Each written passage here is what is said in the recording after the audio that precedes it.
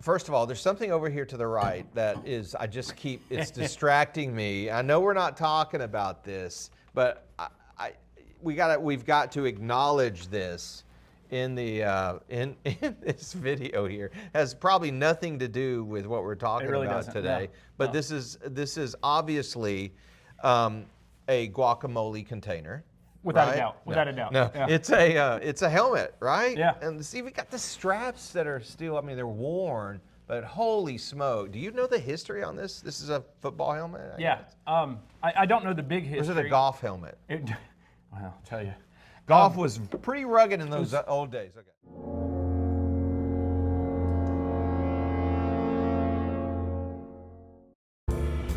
His eyes are always dry because he never blinks. His tummy never growls because his belly is always full.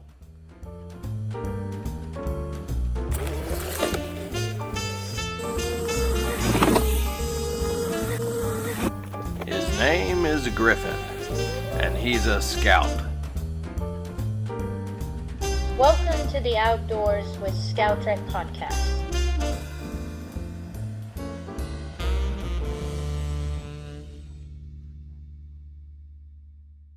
Hello, ScoutTrek friends. We are at the King's Academy, and today we're going to be talking about the American Heritage Merit Badge, part of our special series on Merit Badge Makeover.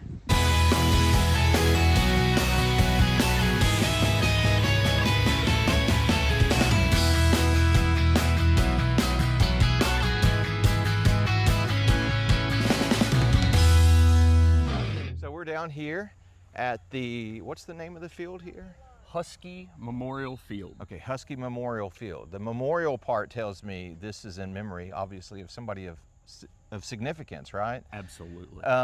And we're here at the King's Academy. And tell me about this field and the wall that we're going to look at, because obviously this ties into what we're doing today on this merit badge. Yeah, absolutely. So I believe this is one of the most special places on campus, and maybe even in the area, because this place right here, this wall, this field, was purchased by something much greater than just money. I've had the opportunity here over 15 years of coaching to bring young men out onto this field to teach them more than just football. So the wall that we're walking near in the football field that we have here was actually purchased in the 1940s. Oh, wow. In 1940, yeah, go ahead. Okay, the wall was purchased in 1940. So Yes. So it's not like a wall like you build or a fence or whatever. You're saying the actual stone was purchased and then it was built. Absolutely. I guess in 1940, Absolutely. right? And 1940, the war started at 39. The U.S. didn't enter till 41, I believe it was. You're the history teacher here, so I'm really put myself on the spot here, but that's pretty good, hey? Yeah, excellent. 1941, the U.S. Fantastic. Thank you. Fantastic. Okay, fist bump. All right. Yeah, there we go.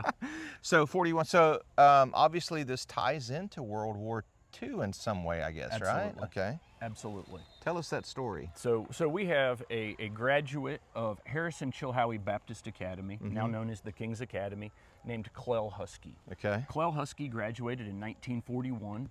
And Clell Husky was an athlete on campus, a well-loved athlete on campus.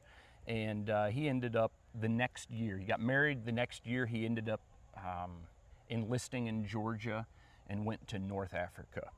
And while in North Africa, he's officially listed as killed in action.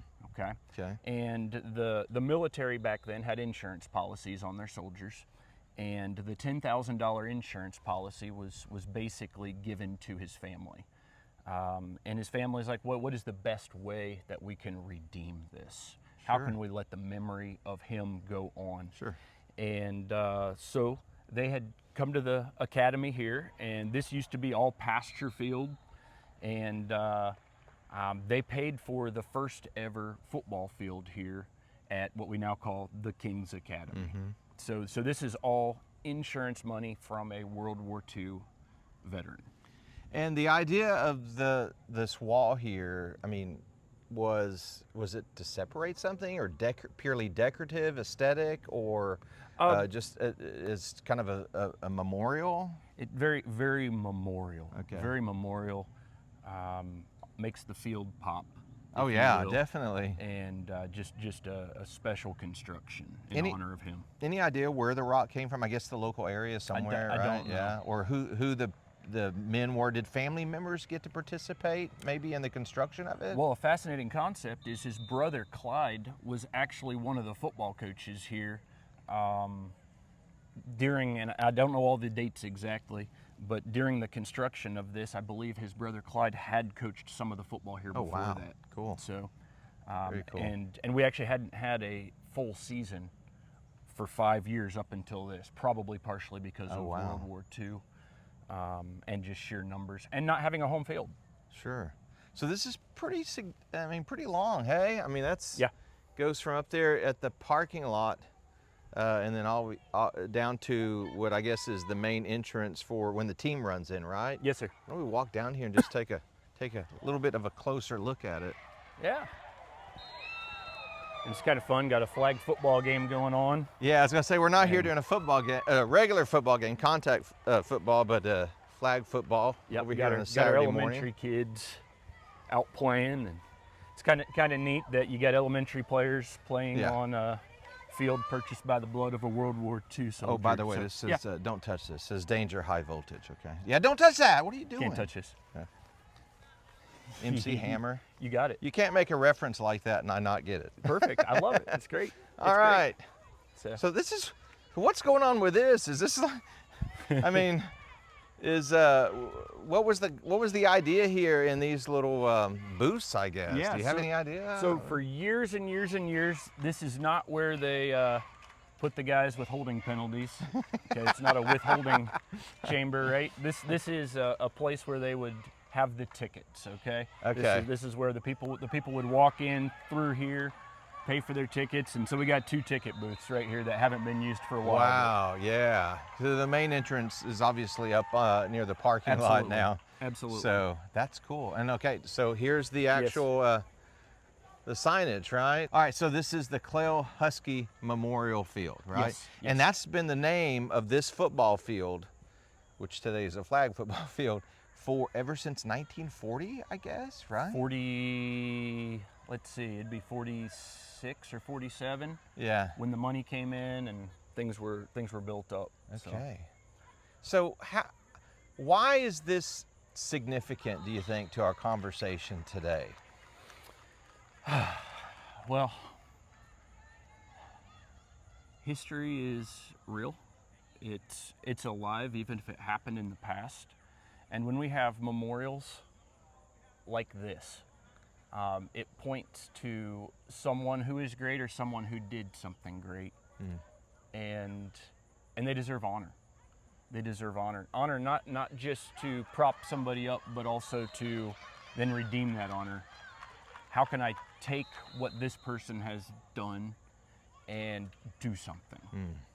So you used to be a coach, Yes, sir. right, with the football team. Yes, sir. Right, and I think you mentioned to me off camera that that's one of the things that you always make sure that you talk about. Or you used to talk about. I don't know if it's pre-game speeches or maybe when the beginning of the football season. You used to talk to the players about this field. Yes, sir. And that there was a responsibility that they had to carry this memory of Mr. Husky with them in how they played on this field. Correct. Do you want to speak to that a little bit? Absolutely. So we'd have our players come down, and so many times I would stand here with my athletes and explain to them that this field was purchased with the blood of an American soldier. Therefore, how ought we play? How can we honor his sacrifice by how we play on this field? That includes absolute effort. That means fighting through pain. That means how are our words going to be on the field? How are we going to treat our opponents, our teammates, our coaches, the referees? And it's all about honor. If he gave everything, surely we can respond by giving everything we've got on the field. Man, So- that is good stuff. Yep. That's good stuff. Hey, thanks for bringing me down here. Thank you. Very relevant, very tangible thing that we can look at with this wall that brings some color and deeper meaning to the conversation we're having today about this merit badge. Yes, sir. Yes, sir. Thank you. Yeah. All right, so we're actually in the school now. So outside of his tombstone, which would have his name etched on it, Obviously, yeah. I understand that there's 2 other places. Two other places. One was the wall that we just looked at. Yep. Tell us about the other one. So he ended up being considered missing in action, killed in action in North Africa. And something I didn't know until I studied it, we have an American cemetery in Tunis, Tunisia. The North African American Cemetery and Memorial. Holy smoke. And so on the walls, kind of like Vietnam Memorial has the walls, yeah. the names etched Sure. into memory honoring the sacrifice, his name is also on the wall at the North African American Cemetery. In Tunis. In Tunis, How do you Tunisia. spell that? Carthage, Tunis, Tunis. Tunis, Tunisia. So Yeah, if you're right on the ever Mediterranean. if you're ever over in Tunis, Tunisia, on a serious note, look that up. Oh my goodness, what an interesting piece of history that would be really interesting to follow up with if you're ever in those parts. I don't make it over to Tunisia very often. Me neither. And there's a website as well Okay. on our cemetery sites, our memorial sites in the United States that has a really nice YouTube video on it. All right, really Just on the cool. cemetery itself. Yeah. So. All right. So, what do you have here? Okay. This is obviously graduates from Absolutely. the King's Academy here, right? Yep, absolutely. And so what we've got is history through picture, I guess you could say. These are graduates of the King's Academy, and we're going to go back in time.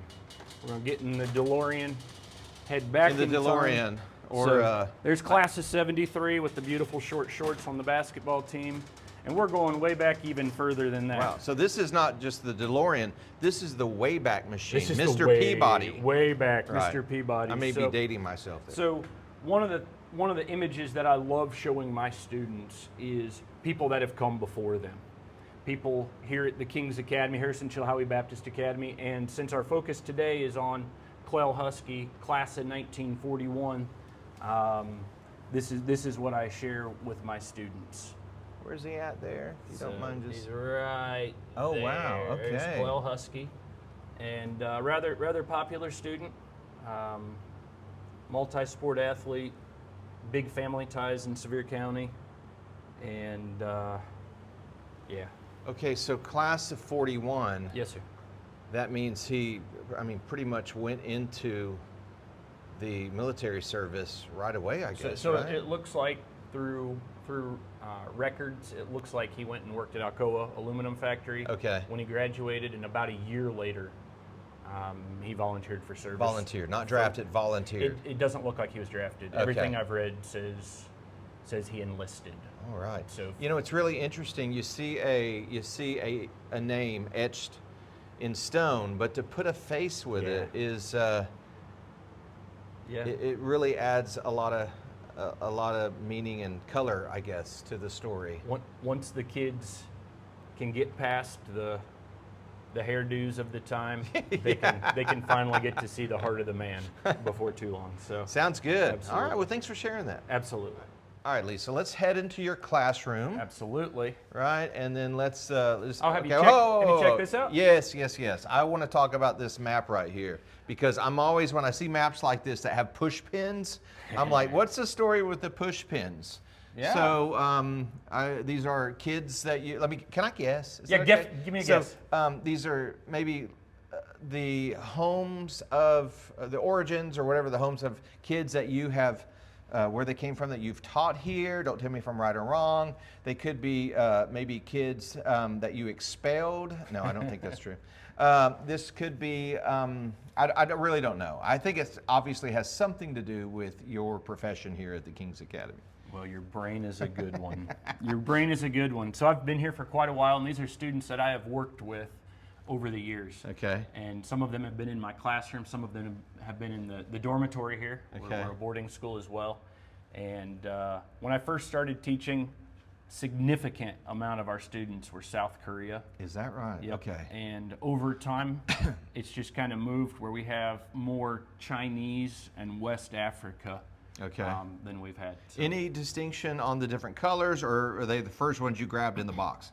I just tried to keep general colors together. Okay, and this so one nothing is larger. significant. So that's the King's Academy, I The bet, right? King's Because it's Academy. purple, which, Yep. as you know, purple is Purple. the color of royalty, Royalty, right? right. And since it's the King's Academy, we're talking about the Son of God, Jesus Christ. Absolutely. Right. So Absolutely. that's cool. So wow, what an impact you've made, and I'm sure all the teachers here at the King's Academy. Is this something, I'm just curious, as you walk by, you go into your classroom multiple times a day, Yeah. obviously. It's easy to take things like this for granted. Do you ever just stop and pause and go, huh? Absolutely. You do? Yeah. Almost any time I step by it, I'll take a look and study one of them and think about that kid for a little while, pray for them, and That's great. Just hope they're doing well. Could you, if I went through here, we don't have time for it, but if I point it at a pin, Some of them, obviously a yeah. pin, there could be that's where at least one student, Yeah. you taught at some point. in These your are history. these are my two exceptions. Okay. I've got two lady teachers who demanded that I have their home country. so I've I got think a I lady- know who this teacher yep, was. I've got a lady from Finland Yes. and a lady from Ukraine. So Okay. awesome ladies. And but yeah, there's a lot of these. I'm still trying to remember some of that. This is 25 years worth. Sure. So there's a few I don't know. One of my 25 years of teaching, huh? yeah. This year. One of the exciting. I think this is year 26 actually. Okay. Yeah. But one of the great ones that I've worked with, and they're all fantastic, is Ife Akinboyo. And Can you say that just one more time? Just Ife Akinboyo. Man, I wish I had a cool name Isn't it like great? that. Yeah. Isn't it great? But Ife played running back for me. And what's actually real cool is we're talking about these concepts of a Clell Husky. Uh-huh. And so I get these international students in class as well, and we get to understand the idea of what sacrifice is, what's made America an excellent nation built on sacrifice, right? So I've had students that's got required military service, South Korea specifically, Okay. big required military service. Obviously, a lot of military emphasis in China as well, but they don't understand the concept of a volunteer army. Oh, yeah. Volunteering to go into military, and so it's wonderful being able to teach American citizenship. Wonderful being able to teach the foundations of our country based on sacrificial giving. So Good stuff. fantastic. Okay, one note before we leave this board. My wife, as you know, is from South Africa. And I see right here, is that South Africa or Lesotho? Because, there's Lesotho. Lesotho is a landlocked country within South Africa, but that's in South Africa. So does the name for that student come to mind? I've had a couple students Okay. that I think about there. A Stephen and a Luke Henley. Okay? Those are from... So my two sons, Stephen and Luke, Lee has impacted, and they are half South African because their mother is from South Africa, and I'm American. Now, technically, it should be, if we wanted to Yeah, I was move gonna it go- a little further down here, it should be, it's up near Pretoria.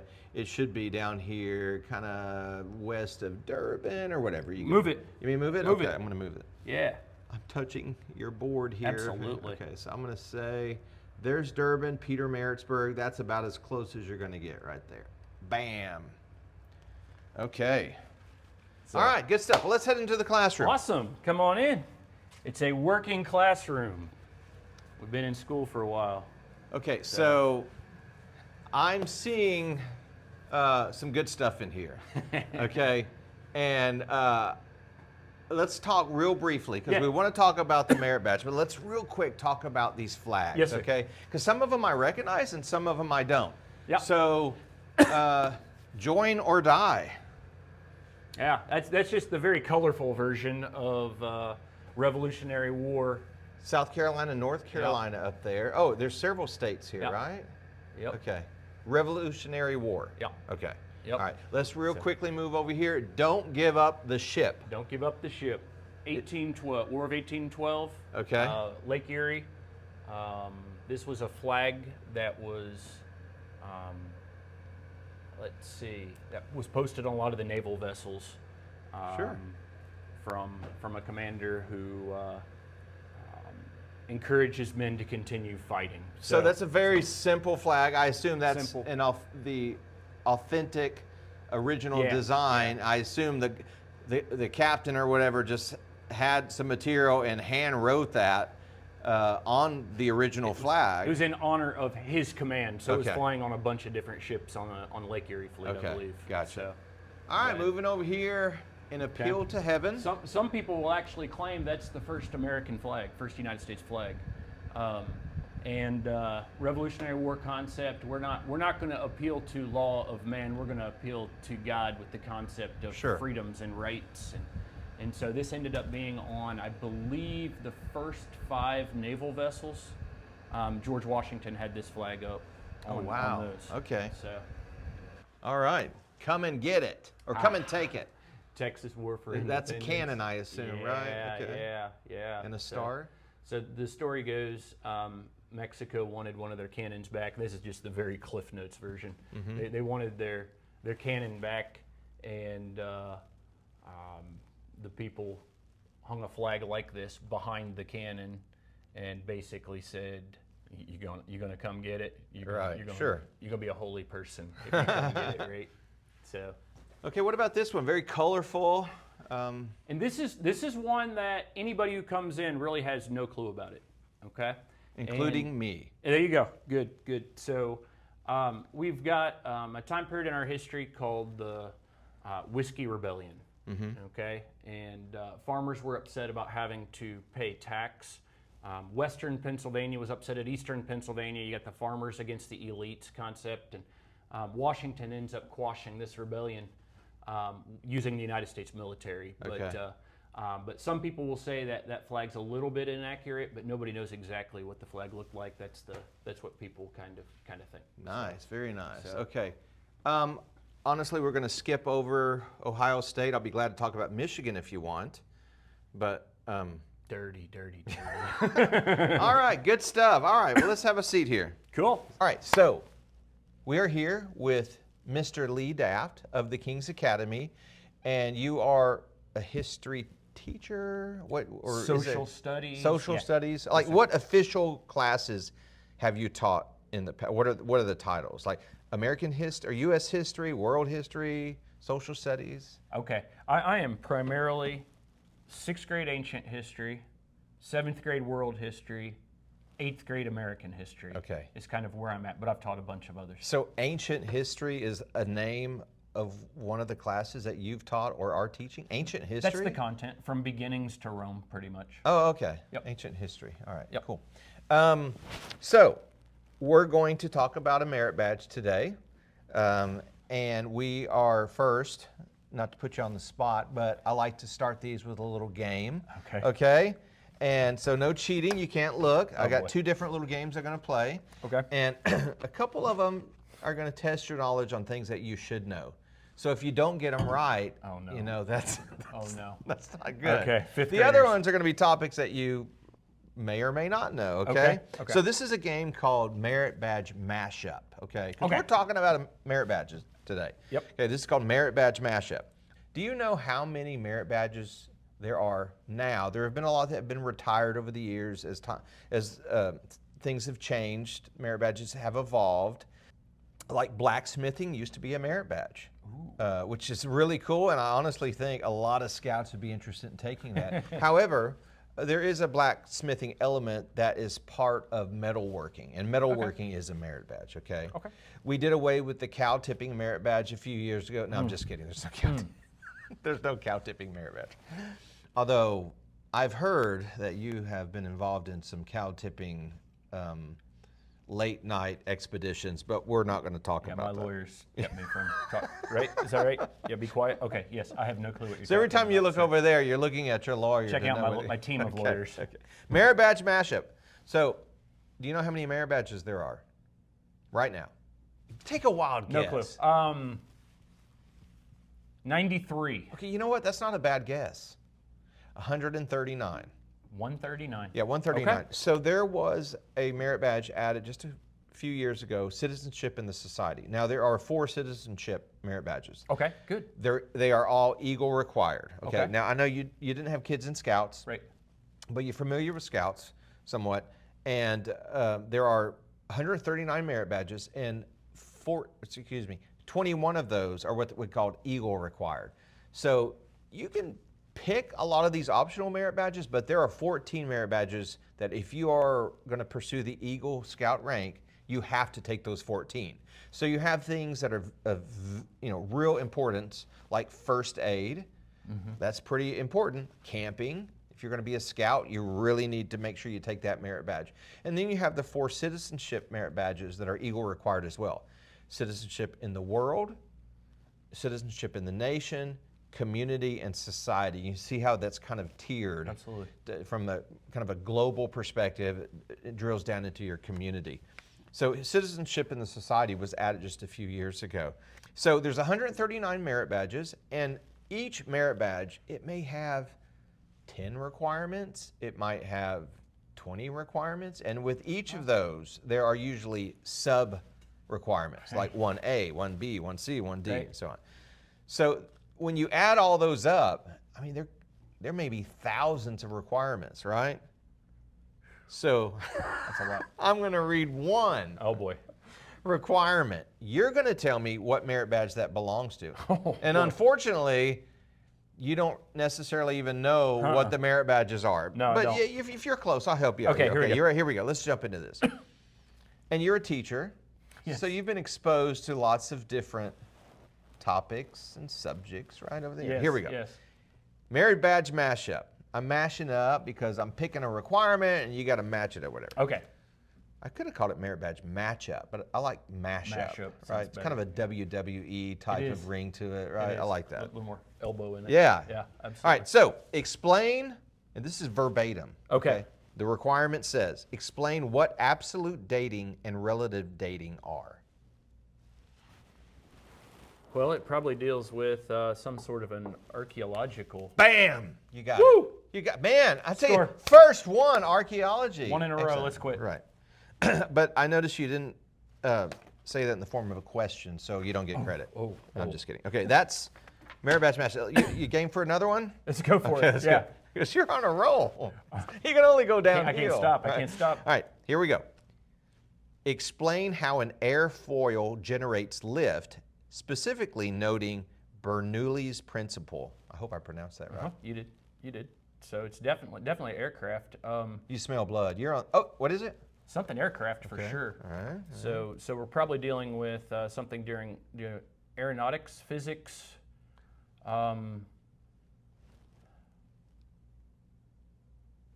General aircraft. I don't know. Okay, you how- know what? I'm going to give that to you.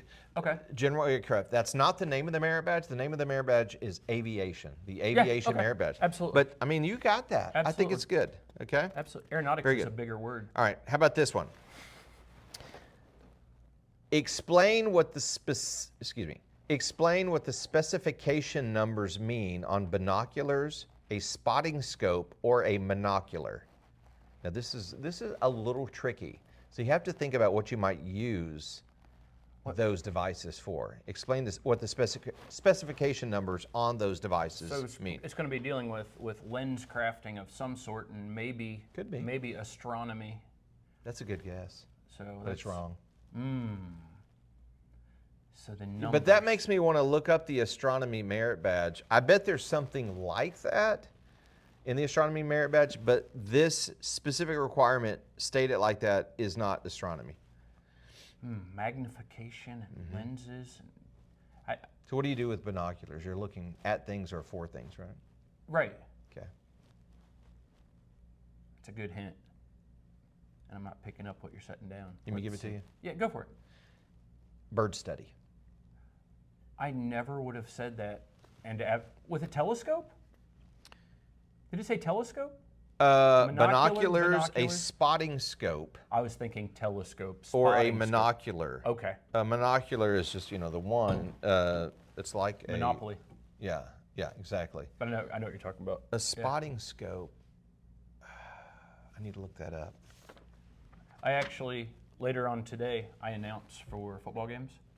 And so I've got a pair of binoculars in my bag right now. There you go. Because I got to have a spotter. So while you're doing that, look for some birds and you'll be on your way to earning the Bird Study Merit Badge. I am actually announcing and looking at the eagles.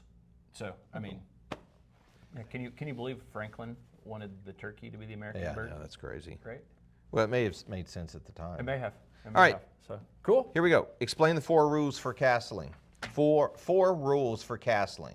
Okay, it's I think you're gonna get this. definitely a chess merit badge. There you go, And chess I'm, merit and I'm badge. thinking about what the rules actually are. It's been forever. So Good. Okay, that's Merit Badge mashup. Let's real quick because we're having a lot of fun. yes, fun. This is great. Fun. This one's called Merit Badge Mystery. Okay. And same sort of setup, but in this case, I'm going to ask you for a specific answer Okay. about it. Okay. It'll make sense the first time I All read right. it. Okay, now this is going to be a gimme. Okay. Okay. All All right, this is a gimme because this is pressure. citizenship in the nation, which you should know a lot about that. Okay. No pressure, right. So requirement number 3 of the Citizenship in the Nation Merit Badge requires Scouts to list the 3 branches of the U.S. government. What are the 3 branches of the U.S. government? The Parliament,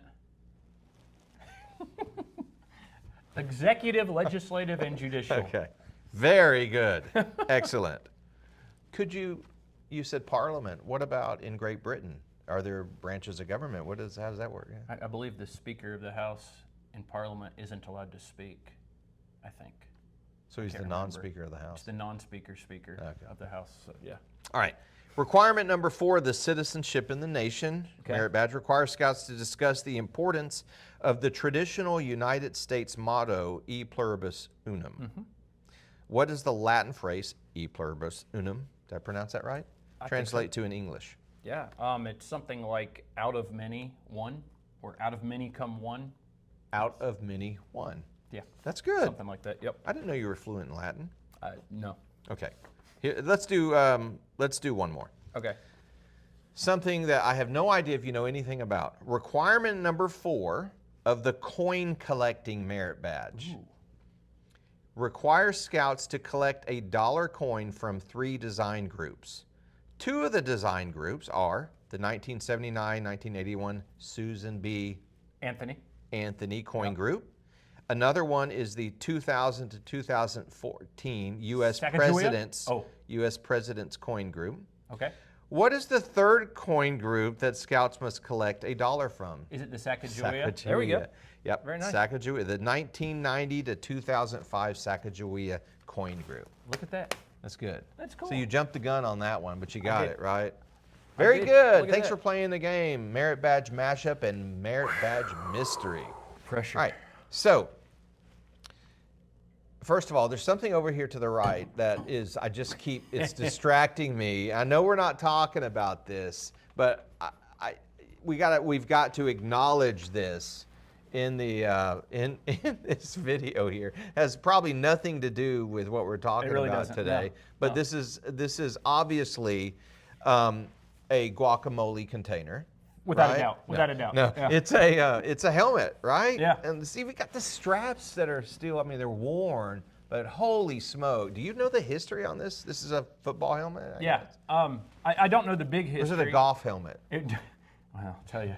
Golf was pretty rugged in those old days. Okay. It was What's the rough story? back then, What's the right? story? Are you going to put this on while you talk about it? I don't think it would fit me. I don't think it would either. This is for a juvenile of some sort, right? I That would guess. have been a high school. That was a high school school. helmet. Be a tight fit. But back then you didn't have the internal pads, so it was just Yeah. there. And so my dad up in Ohio had a box of old family stuff. And supposedly this is like a great uncle's helmet. So for a couple years I thought about scraping it up and mink oiling it and making it look pretty. And You haven't done that yet? yeah, shocker, right? Absolute shocker. So I want authenticity, but I want it to look nice. So right now it's just a wonderful conversation piece. So this is leather. Flat out leather. Right. And it's Okay. hard. Yeah. So, and I guess in those days, because I've seen pictures and old footage, the leather wasn't this hard. This is hardened, hasn't it? It has hardened, but it is if if you look at the stories of like soldiers in like Revolutionary War with like the leather moccasins, you hear about how hard it was. So I don't know how pliable that it ever was. Wow. From the beginning, so I really don't know. Very nice. All right, so a dad had it. My dad had it. That's part of my family. Oh wow. Okay. I thought a kid gave this to you. No. And something, and then, you know, they may have had a failing grade, and then you bumped it up. You know, something. It would have worked. Academic integrity. It would not have worked. A scout is trustworthy. Okay, so. Oh, that's funny. Anyway, we're just joking around here. So, hey, there's something else over there. Let's talk about You want to see that as well? Yeah. What is this? Let me just show this to our viewers here. It says on the front, World War II. Yeah. And on the back, let's kind of show this first. We're looking there, and it looks like the original box. Can't read all of it. Campaign and Service World War II. It's out of New York. I guess that's where this medal was made. And on the back it says, freedom from fear and want. Freedom of speech and religion. What's the story here, Lee? Well, I just had a student a couple years ago give me this medal right here that he'd purchased, and basically, from what I understand, this is a medal that all participants in World War II, American soldiers in World War II, received. Is that right? For their service. Wow. So, like a gentleman that we're talking about associated with Harrison Chilhowie Baptist Academy had Bronze Star and Purple Heart medals. Okay. And this is more along the lines of the group of men who saved the world, group of men and women who saved the world participation is kind of the concept. That's pretty cool. So it's just nice to have in the classroom. I would imagine I suppose this is true for a lot of teachers, but maybe specifically history teachers, you get kids over the years that are bringing in things. They stumble upon things and they bring it in. They think, oh, Mr. Daft would be really you know, interested in this. Yeah. You get probably a lot of that. And then you sell it and make a lot of money. Absolutely. Absolutely, right? So I just had a student last week bring in and show me the I don't know what you call those caps, like the military, just the caps, like the dress caps, not the nice ones, right? But it was like the Garrison hat? I don't know what they're called. Maybe it was a Garrison hat. Well, in Scouts we have what's called a campaign hat, which is, some people call it the Smoky Bear or Park Ranger hat. It's a campaign hat. And then there are it's called a Garrison hat. It's kind of a traditional cloth, you know, sits like this kind of. This is a cloth that sits like this. Okay, that may be a Garrison hat. And he brought in 2 of those, and one was from soldiers in East Germany, and one was from soldiers in West Germany. Just kind of neat, the stuff kids bring in, what they get interested in, and stuff I don't have a clue about. They get to teach me. It's wonderful. So Lee Daft, you're a teacher here at the King's Academy. Been teaching 25 years or so, roughly. You had my oldest son. Yes, sir. In middle school, and then my youngest son, you didn't officially have. He goes to this school as well now. Correct. But you've been a mentor to him in many ways as well, and because we also go to church together. My oldest son, who you did teach, as you learned, when Scouts become Eagle Scouts, they have their ceremony. Beautiful. One of the pins, in addition to the parenting pins that his mother and I both got, Stephen, our oldest son, they get to pick a mentor. And that mentor, who hopefully comes to the Eagle Scout ceremony, gets awarded a pin, and that person had a tremendous impact. That's a decision that the Scout makes that the parents aren't really involved in unless the Scout's looking for guidance. You were that person. Stephen chose you as their mentor, and I hope you still have that pin somewhere. I should have worn it. I should have worn it today. It was quite an honor. Quite an honor. Thank you. And you spoke at that ceremony, which was a wonderful speech, as I remember. Not quite as good as mine, but I remember it was very good. So the eagle has landed. That's right. Yeah. And mine was on Shackleton. Antarctica. Yes, Antarctica, that expedition, and tying that in. Fascinating. I love it. So today we're going to talk about the merit badge, American Heritage. So when I was looking at doing this series as on the podcast called Merit Badge Makeover, I started looking at all the merit badges and thinking, well, who do I know? Who's an expert on this or an expert on that or a subject matter expert or could speak with some authority on these merit badges? And I have several that I came up with. First aid merit badge, I think about physicians that I know that might be able to speak to that. Backpacking, some friends of mine that I've known over the years that are really heavily into backpacking. But people that bring a sense of authority and can certainly speak with that authority and be a subject matter expert on whatever merit badge is. So there's a few that your name came to mind, Lee. So the American Heritage Merit Badge. An overview of it is that every scout swears to an oath that includes duty to his country. A better understanding of American heritage, the ways in which the past has led to our present nation, is key to truly knowing what it means to be an American. So I would think with your 25 years of teaching in a variety of history type of subjects, you really bring some authority to be able to speak to this merit badge and why some of these requirements are important, and give maybe some even personal anecdotes on some of these. There you go. Well, authority is an interesting term. That's a big word, I know. It's like I would heaped never, a lot on those shoulders there. There you go. I would never claim to be an authority on anything, but I'd say having studied history, having family members who have participated in historical events, Great Grandpa World War I, being able to study objects, that artifacts of the past, being able to work with students day in and day out, learning their current histories. I mean, American history is something that started way before we even got to the New World, right? Foundations, a lot of it, kings ruling, and we wanted a new experience here. If everybody has value, if everybody is born with certain rights, this was an experiment. Can an American experiment work? And studying mechanisms, studying people, that's the biggest thing. Studying the people really teach us a lot about what our nation should be. So being an expert in history is a tough one. I never served in the military. I'm incredibly grateful for those who have. I'd say those are the people who would understand it best, putting their lives on the line. But it's tough saying I've read a lot and I've studied a lot and I've talked about it a lot. If that makes me an expert, I guess. Yeah. I guess I can go to a piece of that, anyways. So sounds good. Well, I'm excited to dive into this. So what we're going to do here for Merit Badge Makeover is we're going to talk about each of the requirements. Okay. Some probably at a higher level. We'll dig into those that you want to in a more granular way.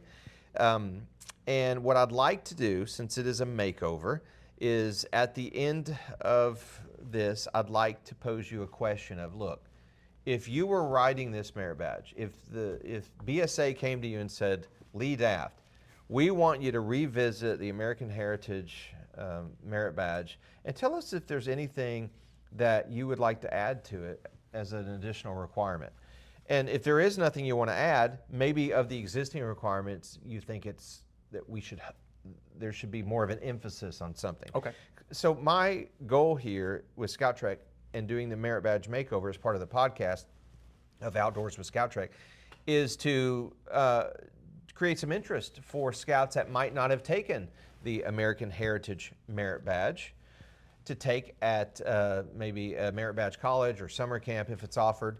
But secondly, to dig in deep here and talk about the requirements with a subject matter expert, and maybe some of your feedback might even make it back to BSA Corporate, and they might listen to it and say, hey, that's a great idea there, Mr. Daft had. Let's, in the next revision of this merit badge, maybe we'll add that in and tweak it. Because merit badges, as you know, we mentioned off camera, I think, that some merit badges, they kind of get retired.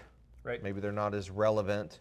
And then every few years, a lot of merit badges are updated just to keep them current and relative with the changing times, okay? So let's dig in here. So the name of the merit badge is American Heritage. Obviously, America, or an American, implies that you're a citizen of the United States. Heritage, I looked the word up earlier. I know what the word means, but I just thought let's do this right and define the words first. Heritage means racial, ethnic, religion, or cultural background. It also means an inheritance. So that's a separate, it's like another meaning of the word is an inheritance, but I think it's very relative to American heritage, is what your inheritance is as an American. So there was a ranking done, just as an aside, in 2023 of those 139 merit badges and which ones Scouts took versus those that were least popular, okay? So what you'll see when you look at that ranking of 139 is you'll see the ones that are Eagle required that the kids have to take if they're pursuing their Eagle rank. Those are at the very top because they have to take them, right? Right. And then once you get below those, then you start getting into the optional ones. And the ones that are either much more difficult to earn or the ones that are just maybe not as much interest are toward the bottom. Makes sense. I don't remember in this ranking if bugling was at the very bottom, but typically bugling is toward the bottom because kids actually have to learn to play a certain number of songs on a bugle. They got to get a bugle and then they have to play it. So that, for whatever reason, creates some challenges that are a bit more difficult to overcome than others. Fingerprinting is one that is toward the top. It's pretty easy to get. Basketry as well. And the other thing is those merit badges are typically offered at summer camps. Okay. So it's Everybody's easy. doing Yeah, they're there and it's easy to sign up and earn that. American Heritage. Do you have any idea where it ranked on popularity? It's not Eagle required of the 139. So I would like to, let me just say this. I would love, after our discussion, to see that number go up because I think it is a great merit badge. Yeah. I've looked through the requirements as you have. I think it's a great merit badge. I agree. There's some overlap with citizenship in the nation and probably some other ones as well. But I would love to see this one go up from its last ranking to higher. And maybe we can do that as part of this, something that comes out of this podcast. Any idea where it ranks on the 139? My guess would be middle of the pack. We'll go 70. 85. Okay. Yeah, 85. So it's not at the very bottom, Right. but it's, I think it's got room to move up for sure, hey. Right. Well, I'll tell you, I think it hasn't been emphasized as much as math and science and reading, language arts in the school systems. Yeah. It's not tested on. History, social studies is not tested on in the big, huge tests. And so I think it's kind of leaked out of interest of the students because it's not something that'll earn them money through testing one day. So I bet that's part of it as well. But I'm so fascinated by this. Good. It's important to know. Well, let's dig right into the first one. The first requirement is read the Declaration of Independence. Do you do that as part of your class? Absolutely. Curriculum. It's imperative. You got to know who you are. You got to know your rights simply because you're born and the purpose of government to protect those rights. So I was thrilled to see that up top. Right at number one, hey. So it continues on there and says, pay close attention to the section that begins with, we hold these truths to be self-evident, and ends with, to provide new guards for the future security. So it's interesting to me that they don't just want you to read that, but the folks who put this merit badge together said, we want you to really hone in here and on that phrase, we hold these truths to be self-evident. Do you think that's valid that they called out that phrase? Let's talk about that one, then we'll talk about the other one. Yeah, first of all, the concept is a king thinks of people as vessels, as servants, as slaves to him. A good king doesn't. Right. But a king does, and we're trying to overthrow this concept. This is the rationale for getting rid of a king. And so if we're equal, you're going to end up with an offended king. This is the great this is the greatest breakup letter in the history of the world. I mean, it is unbelievable. And you've received quite a few of those over the years, right? When you were in high school. Yeah, absolutely. Yeah, that can be another talk with a good therapist, maybe, right? So, but I mean, we hold these truths to be self-evident. I mean, that's founders looking at the king and saying, "Duh, this is obvious. Yeah. Come on, right?" Yeah. So, and it's important to understand the history here, obviously, Yeah. where they were coming from and why they would include that phrase, those words. absolutely, and it continues on with it saying, and see, citizenship and heritage, everything's active.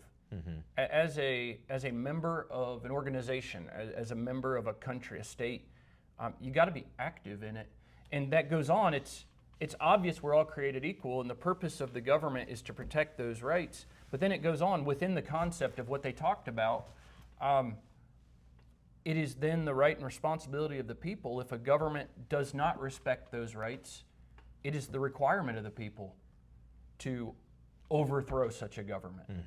And so this is, when studying it, it realizes you've got to be active as a member of an organization. You've got to be active as a citizen of a town, a county, a state, a nation.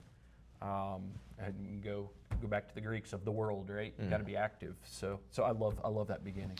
And then it tells the scouts they have to actually take those two phrases and rewrite them in their own words. Why do you think it's asking them to do that? Because it's ownership. The words that were used back then are not text language, right? Right. I mean, it's completely different. Matter of fact, There's no LOL in the Declaration of Independence. No, right? and it's written in cursive. So I mean, there's another concept. Learning cursive needs to be a merit. Is that a merit badge? It is not. Because you got to study. I don't think they documents. even teach cursive in school anymore, do We they? do. Oh, you We guys do. do. We do. The King's Academy teaches cursive. But a elementary lot of does. schools, public schools, I think have transitioned Yep. that out, right? Yep. Okay. Yep. Because of all the standards that our elected people believe is as important. Okay. So how do you sign a check? Yeah. We're getting away from Right? checks Right? too, I so mean, you know. You just tap your card now. That's all you do. Who needs to sign? All right. So putting it in their own words, it's good. important to I guess, Higher to level make sure thinking. that the scout understands those words, because it is the Declaration of Independence is written in a way that we don't speak in Right. today. It's And a bit outdated. And it still applies today is the thing. Even though the words are outdated, the message isn't. Yeah. And so you put it in your own words, you get some ownership, you're synthesizing the information into Yeah. what it is, you know? Sure. And so I think that's so good. You know, it's interesting to talk about how language has evolved, and you talk about the texting and stuff. I have a personal philosophy and practice that I do that language and writing has always been pretty important to me. Right. I don't. I write when I do a text message, I use proper grammar. So do I. Do you? We're maybe the only two people on the planet. I use punctuations. Me too. I start the sentence with a capital. Me too. So I really try not. I can't say I haven't thrown in an LOL every now and then, Right. but I've always felt like if I start doing that, I'm going to lose what little mastery I have of the language. I can see that. Because I have noticed to that point that when spell check came along in software, Right. I used to be a pretty good speller, and now Right. I'm like right-clicking and or it underlines, and I'm like, but I used to. That happens a lot more now. Some of it may be aging, some of it don't agree with that, and some of it just maybe I've become dependent upon, the software to do Right. that for me. So I try not to do that in texting, but. If you go back, I assume you have probably, this has been several decades ago, the Ken Burns, the Civil War documentary that just exploded. That just, I don't think they had any idea it was going to become what it did. And people would go to the office the next day and say, "Did you watch, the episode that was on last night?" But what I thought was really cool in that is when they would read letters from soldiers. I mean, these were lots of times soldier. These were not university taught soldiers. I mean, they were guys like you and I, and the eloquence. That's the word I was that thinking. they would put together writing back Eloquent. to their bride Yeah. was just amazing. And I just loved to hear those letters when they would read them aloud and stuff. But that just goes to that point that the language has changed. And some of the words have changed, sure. There are some words that we don't use as much or they used back then, but how those words are put together has definitely evolved. It used to be an art, because you hear the words, the eloquence of the statement, and you look at it, and the handwriting Yeah, was an art. yeah. You know, except for I've got an old Civil War book from a Kentucky guy, and I love Kentucky Boy Scouts of America, and it was if there's 25 different ways to spell the same word, he would spell it all 25 ways, and the lines went down the side of this. I think he was fighting and writing at the same time. It was hilarious, but yeah, we're missing that part today. Good stuff. Okay, and then make it easy to understand. Share your writing with your merit badge counselor. Okay. All right. Good stuff. Thumbs up on requirement number 1. Oh, 2 thumbs up. 2 thumbs up. Two Okay. thumbs up. Let's moving on. Yeah. Now, what you'll see lots of times in merit badges is there will be a requirement, as is the case in requirement number 2, where it will have 4 sub-requirements or 5 or 6, and it will say do 1 or do 2. Okay. Of the following, do 2. So I'd like to talk about each of these. Absolutely. And then I would like to get your opinion on, maybe give some guidance to scouts that might be taking this merit badges. Of course, it's their decision, but what 2 would you choose What to 2 have? would I choose? And it might be you might go, hey guys, y'all need to do all 4. Right. And they can always do that. They can do more, but they have to at least do 2. So let's talk about 2A. Select 2 individuals from American history, one a political leader, president, senator, etc., and the other a private citizen, who might be a writer, a religious leader, etc. Find out about each person's accomplishments and compare the contributions each has made to America's heritage. So 2 questions on this. One is, I'd like your feedback on what do you think about this requirement? And secondly, do you have 2 individuals from American history, one that falls under the political leader description and one that is a private citizen, that you think would be good candidates for a scout who might be stumped on who they might talk about? Wow, so many to choose from. I think when we're talking political leaders, it could be very interesting compare and contrast between presidents who believe that government should be very powerful versus leaders who believe that the people should be very powerful. And so a study like a FDR versus an Abraham Lincoln, seeing a compare and contrast, both great leaders that people loved and hated. Both of those guys were hated big time during the time and loved big time. It's kind of interesting. So political leaders, if you want to go big, those are a couple big ones to look at if you want to look nationally. So I think that's a big one. Private. This is going to be I don't even know if this. Can you read the thing again? Yeah. So going to the private part, pick a private citizen, and it gives examples of a writer, religious leader, etc. Find out about that person's accomplishments and compare the contributions each has made to America's heritage. So a private citizen who has contributed to America's heritage. So a couple names come to mind. And this is just now thought about. A Billy Graham, first of all, an impact on society. Yeah. You could go with a Martin Luther King Jr. as well, with an impact on society. One of my favorite people to study has been Jesse Owens, though. Great athlete. Great athlete who ran in the Olympics that Hitler was over.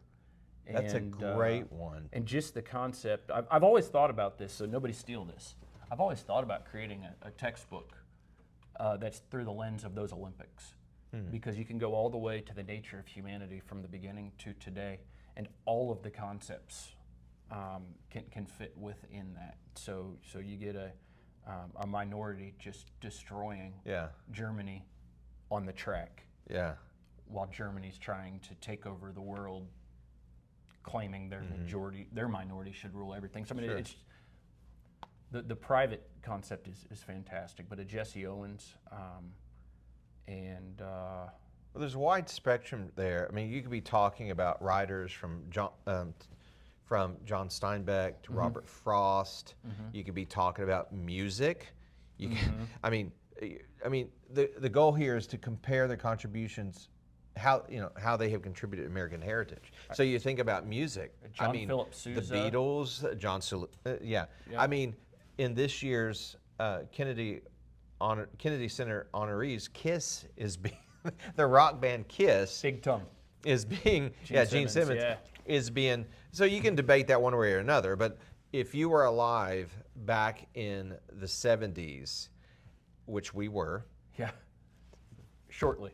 Yeah, okay. So, and when Kiss came on the scene, I mean, they just exploded. Yeah. I mean, there were pinball machines and stuff with Kiss. So anyway, the point is, there's a lot to choose from here. Right. I also think about, talks about religious, you mentioned Billy Graham. Uh-huh. Just a few days ago, the founder of Focus on the Family, James Dobson, passed away. Yep. And he had a tremendous impact Yep. on parenting, on marriages. So I think that would be a good one as well. But I do there's too. a lot to choose Right. from. Right. Tons to choose from. Another one that comes to mind, we talk about individuals. You talk about innovation. You could be talking about Bill Gates. You could be talking about Henry Ford, Tesla. What was Tesla's first name? You talking Elon Musk or No. Nikola? No, you could talk about Elon Musk, and really we're not getting, I know some of these figures are very controversial, but if you could step back and be objective Yeah. and say, has this person contributed to Americans' heritage? I mean, good, bad, whatever, they've contributed. Now, maybe they didn't contribute it in the way that you agree with or you like. Absolutely. But we're talking about stepping back and being objective in these conversations in the research here. But yeah, Elon Musk. But I was talking about Nikolai Tesla. Did I get that Tesla. right? Nikolai. something like- Nikolai. Yeah. Right. Cordless electricity. Albert Einstein. You could be talking about Henry Ford. Thomas Edison. Yeah, Henry Ford. So there's a lot to choose from. So those are Absolutely. just a few. If you're looking for ideas, scouts, on what you could zoom in on the private citizen. Eli Whitney. Eli Whitney. Don't tell me. The cotton gin And among others. The cotton gin. is Yes. one. That's the one that Absolutely. always gets called out. But Interchangeable parts. Eli Whitney. that's pretty revolutionary. Yeah, unbelievable. Okay. Absolutely unbelievable. I wonder if the folks down at O'Reilly's and AutoZone understand Eli Whitney's impact on interchangeable I don't know. parts. Probably not. Let's go down. Let's Absolutely. Just go. No. Yep. Are we having fun? This is a blast. Okay, good. I love it. All right. Nerding out. I noticed you didn't mention me. Absolutely. I would study KW Henley. And No, don't do that. Okay. nor me. So let's move on to 2B. To be or not. With your counselor's approval, choose an organization that has promoted some type of positive change in American history. Find out about that organization and how it helped to accomplish the change. So in this scenario, different from the 2A, you're not choosing an individual, you're choosing an organization. So I mentioned James Dobson, you could talk about Focus on the Family. We talked about Elon Musk, you could talk about Tesla. What are some other organizations that might come to mind? And they could be nonprofit. Right. They could be. Right. And we're not going to, by the way, I'm not even going to give any sort of respect or time to why you gave me this guinea pig mom coffee mug when I came in. We're not even going to talk about it, Lee. Love okay. it. Love it. So, but the coffee is good. Organizations, you got to kind of divide them into a couple different groups. Are we going to go with government organizations or non-government organizations? Sounds like there's some pretty good latitude here. So, Because in the news, you got the positives and negatives of what they call the NGOs, non-government organizations, and then taxpayer-funded everything. And all over the United States right now, we've dealt with the flooding in North Carolina. We've dealt with the fires in California, right? All sorts of different things throughout history. And like Mr. Rogers always said, look for the helpers in all the major problems, and everything doesn't seem quite as bad, right? And so the helpers oftentimes are the individuals, but a lot of these individuals work for these organizations. One of the ones that I love, Salvation Army has done some great things, and matter of fact, my wife actually was up at New York City soon after September 11th, working with Salvation Army at Ground Zero, feeding workers. And September 11th, back in 2001. 2001. Okay. Yeah. So we've got a big positive for Salvation Army. Samaritan's Purse comes to mind when you talk about Salvation Army. Yeah. Yep, Samaritan's Purse. And of course, the history of Salvation, I mean, they've been around for a very long time. Right. And some of those organizations have strayed a little bit from what their beginning is, and I think Salvation stuck with it. I mean, you've got organizations like the American Cross that kind of started in Civil War era times, and some of these are funded by government and individuals, and a lot of history organizations as well, telling the history of the United States. I just spent a week at the Lincoln Library in Springfield, Illinois. Those are great places to study and research, some old presidential libraries. One of the things I'd really encourage is find a local organization that you can study and end up working with. Not just knowing something isn't as worth much as participating in it. So when you're studying these organizations, writing about these organizations, see if you can get involved with some of the really good ones. And local is the ones that are going to impact your community the most. We got these giant, big ones that are national and international even. Right. But they're all worthy causes to at least study in, and many of them are good to work in beside. So I think that's a good tip. Is you're not limited to thinking locally, but if you, I think it's a good thing for Scouts to do that, because then it helps them to understand their community a little bit more. So it comes to mind. We've talked about some of the national or global organizations that help out, like the Red Cross. Here in this area, there is what's called CARM. It's acronym, Knoxville Area Rescue Ministries. But that's a local one that obviously has impacted America's heritage, but in a kind of a local Emerald Emerald in Knoxville, for sure. Veterans organizations are so important. Getting and learning with them. One of the groups that I've worked with a little bit is Daughters of the American Revolution. Sure. They've got some awards they give here, and talk about citizenship of kids and being a citizen, right? Showing your heritage. So a lot of good organizations to study. Good. All right, moving on. 2C. Interview you just mentioned veterans, 2 veterans of the U.S. military. Find out what their experience were like. Ask the veterans what they believe they accomplished. I think this is probably going to be a thumbs up one for you. Getting the Scouts as part of this merit badge requirement to sit down with 2 veterans. Now that obviously could span 2 different wars. And it doesn't have to be that they were wartime veterans. Right. Just sitting down with someone who serves in the military. Yeah. Right? Yeah. But these are veterans, which means that they are no longer active duty, right? I mean, that's the definition of veteran, right? They're no longer active duty. Yeah. What are your thoughts on that? I could talk for an hour on this one. And I think the best way to talk about it is to explain something that I luckily did. My wife's grandpa is a World War II vet. He just passed away last year, 100 years old. About 15 years ago, I went with him to the National, United States Navy Air Museum in Pensacola, Florida, I think. I think it's Pensacola, it's Panhandle. And he was a helicopter pilot and a trainer. And we went around the museum, and he was talking to us about all the stories that he had with this plane and a guy he met here. And by the time we finished with that World War II vet in a museum, I mean, I was just shaking. I couldn't get enough of it. And my father-in-law has it on video, and I'll revisit that sometime. So visiting a vet is phenomenal. And first of all, they deserve our honor. Yeah. A lot of the vets that you're going to come across aren't going to willingly give you information unless you ask. Yeah. And they're humble, and I just did my service, right? Yeah. And so also it's wonderful for family. If you have family members that are veterans, sit down in an interview format and video, or write it down, and you've got a heritage piece for your entire family from generation to generation. And it's just absolutely wonderful. Be interviewing our Korean vets, Korean War vets, because they're of the age where there's not too many left. There's only a few World War II vets left. So Right. if you can get a hold of somebody who saved the world, that's the biggest superhero the world's ever seen, right? Outside of Jesus Christ. Right. You know, I mean, the American soldier and Jesus, the only two people that's ever died for you. And but man, if you can get a hold of those, and it'll honor a Vietnam vet.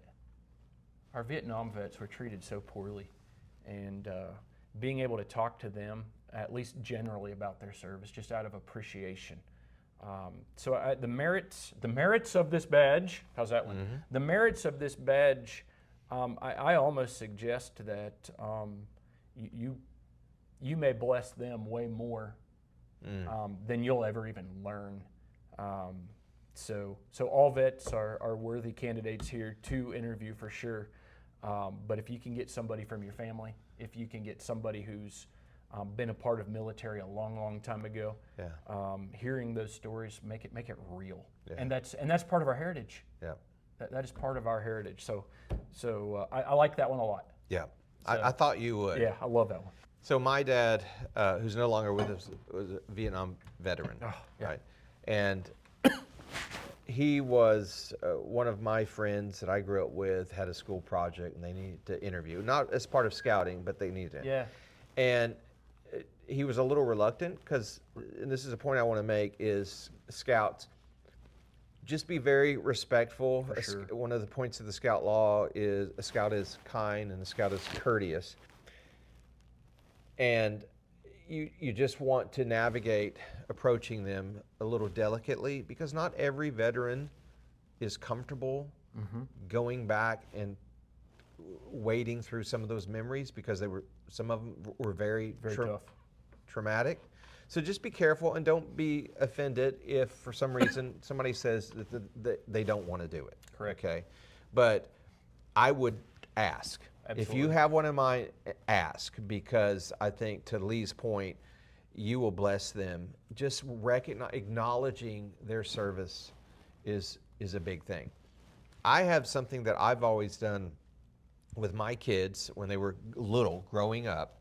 Whenever we would be out in the public and you would see somebody that was obviously a vet, and they'll wear the ball cap. And they'll either have, in the Navy, lots of times they'll have the name of their ship that they were on, or they'll say World War II veteran or whatever. I would ask my kids, and say, don't make a big deal of it. Just go up there, put your hand out, and says, thank you for your service to our country. And it was always those, thank you for your service to our country, 8 words. Absolutely. Those 8 words, taking the time out, was just, you could just tell by looking at their faces. And my kids, they got in the habit of doing that because I insisted on doing it, that it was easy for them to do, to walk up and at the same time I would tell them, look, if you ever approach somebody and they're not responsive, it's okay. Yeah. It's all right. But usually if they're wearing a hat, they're open to talking about it. Absolutely. And you could just tell by looking at them. They were so appreciative. Not just that somebody took the time out to acknowledge and respect them for what they did, but that it was a young person that came up and did that. So that's encouraging to the scout moms and dads. I think it's a great tradition. You can start with your kids to encourage them to do that. So important. And stuff. So thumbs up on interviewing veterans. Hey, Lee? If I had 3, Yeah, 3. All right, you can put your toe up. Right? Yeah. All right, so moving on here. D, interview 3 people in your community of different ages and occupations. I mean, another one where you're sitting down. I think requirement number 2 is about getting other people's perspectives and understanding how different organizations, different people, different age groups, how they contributed to American heritage. Very good. Yeah. Absolutely good. All right. Moving on to, so out of those, number 2, if you said, hey, Scouts, if you have to only pick two, which two would you pick? Sounds like veterans is toward the top, right? Veterans is number one. It's number Yeah. 1, 2, 3, 4, and 5. Yeah. I think that is so important. Let's just say you got to pick two. Let's just say make sure you do the veterans interview. I would say that's number one, I'd say right? that's absolutely imperative. And if they can do all four, even the better, right? Absolutely, absolutely. All right, moving on to requirement number 3. 3. All right, select a topic related to the United States that is currently in the news. Describe to your counselor what is happening and explain how today's events are related to or affected by the events and values of America's past. Okay, so before you even get to what's in the news, a couple notes is, man, this changes daily. It does. You know, the 24 hours news cycle. For those that, it's hard to appreciate this, but you and I, we grew up in a time when, as a kid, news was on at 6:30, as I recall, p.m. in the evening, and there wasn't CNN. No cable. As you like to say to your kids, you were born before, or you tell kids you were born before Google. Was that you that told me that? Probably, yeah. I've said lots of stuff like that, yeah. Yeah. So we were born before Google. Born before We were Google. born before the internet. Absolutely. Right? So there was a time when the news, you sat down and you watched it at a set time, and it was 30 minutes. And I grew up in a very rural part of Tennessee. We got one channel. There were 3, actually there were 4, I guess. NBC, ABC, CBS, and then PBS. That's the same with me. Yeah. But of those 4, we got one, NBC, because it was very rural, and we had to actually run an antenna, TV antenna, out on poles through the cow pasture about 200 yards. Oh my. To get between these 2 mountains so we could hit WRCB Channel 3 in Chattanooga, Tennessee. Look at that. So we got one channel growing up, and so we watched the news, and I don't remember who it was before. Tom Brokaw was the main anchor on NBC News, but that was how we got our news. I don't think we got a newspaper, but there was no internet. There was no Fox News, CNN, MSNBC, any of those, right? The news didn't have commentary with it. Well, there was that point. It was just here's what happened today, right? And you make your choice. Right. What you think about it. Correct. Yeah. Yeah. So so that's my first point, is the news is constantly changing. Access to the news and what's going on, not just locally, nationally, but also globally. But secondly, that the news is just at your fingertips, really. Yeah. Right? And what's interesting, and I think we're going to talk about this, maybe something else, we can go ahead and kind of get into it now, is people get their news from different places than they used to. I mentioned we watched it at 6:30 p.m. Monday to Friday. Typically, I'd watch it with the news with my family. But now a lot of, especially young people, are getting their news from social media. Which is a little dangerous because it's not always true. Right. Right. And some are getting from X, some are getting from Facebook, some from podcasts. A lot of cases. So there's a lot to unpack in there, just like where you get your news from. Right. But the point here, I think, is to be engaged. That's what I take away from that. Absolutely. Be engaged. Find something you're interested in. It's almost like anything you're interested in is going to be in the news now, right? Find something you're interested in, follow it. And follow it through the different biases. How does somebody else view this versus how your family views it? Or, but yeah, studying the information, knowing what's going on. And again, I think it's important to know where our soldiers are. You know where. Like where they're deployed at the moment. Yeah, where they're deployed. Obviously, we're not going to know all of it. Yeah. Knowing your national news, the national news fits within the international news, right? Where do we fit in as a nation, as a people, as a community? So it's what would they say? Drinking water through a fire hose is our news cycle now. So, and wading through the biases and figuring out what's real. And so while you're doing this, I think it's important have a trusted personal source that you can talk to about this. What do you think about this? What do you think this is really what's going on, right? And so, because there's a lot of money in news. Right? That's a good point. A lot of money. Which, in it. if there's money in something, it usually means there can be an agenda that's attached to that. And I don't want to get too much into that, but I think the point here, and I think this is relevant for our scouts, is to say, you mentioned this earlier, that a lot of the news is not just about delivering facts, it's about commentary. Right, absolutely. And there are commentary shows, just like in the newspaper, there was an editorial section, and you go, this is an editorial section, I'm gonna get somebody's opinion. In the news, it seems to all be kind of meshed together where you're getting editorial and opinions in these platforms that you kind of wish they were just giving you the news and we would just decide. So knowing that, it almost sounds like you need to encourage the scouts to look at multiple news platforms so that they could get more of a diverse opinions on different stuff. It's good getting diverse opinions. It's also, the most important thing you can get is primary source. People who are there, who's seeing what's going on, who wrote a certain document, right? Get the expert that's been there. Yeah. And the expert is the person that's been there.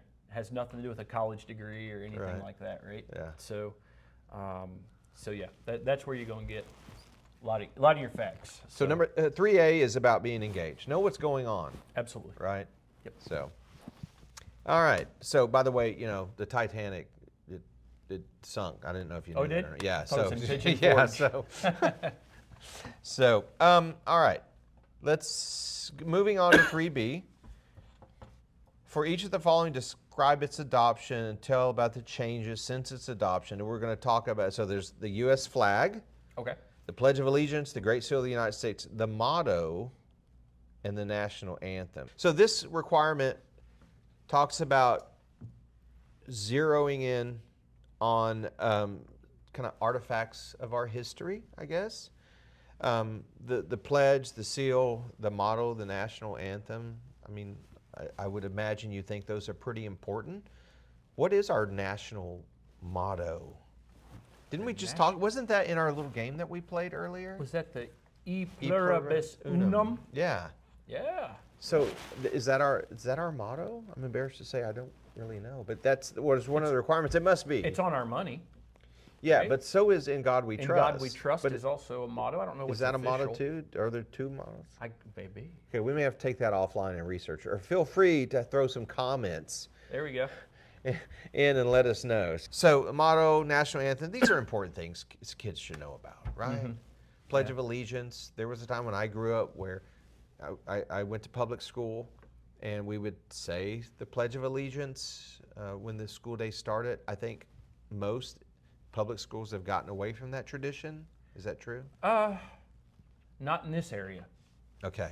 East Tennessee, we got a lot of schools still starting the day with pledges in their classroom. I start with the pledge in my class every day. Okay. I think it's important, and but the pledge has evolved over time, and with one nation under God, that was added in the actually, 1960s or around that time period. Okay. It was added Right. to a pledge.